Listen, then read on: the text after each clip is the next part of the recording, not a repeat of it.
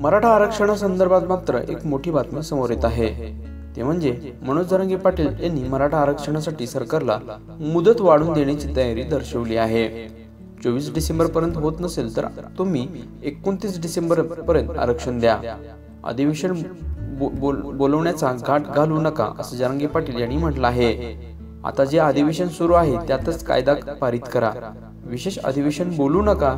24 डिसेंबर नंतर आम्ही ऐकणार नाही, तसंच आंदोलनाची पुढील दिशा ठरेल असं मनोज जरांगे पाटील यांनी सांगितलं आहे। मनोज जरांगे पाटील यांनी मराठा आरक्षणासाठी मोठा लढा उभा केला आहे। त्यांनी सुरुवातीला सरकारला आरक्षणासाठी 40 दिवसांचा वेळ दिला होता, मात्र 40 दिवसात आरक्षण न मिळाल्याने त्यांनी पुन्हा एकदा उपोषण सुरू केलं होतं। त्यानंतर सरकारच्या शिष्टमंडळासोबत चर्चा झाल्यानंतर त्यांनी आपलं उपोषण मागे घेण्याचा निर्णय घेतला। मात्र त्यासोबतच त्यांनी सरकारला आता आरक्षणासाठी 24 डिसेंबरची डेडलाईन दिली आहे।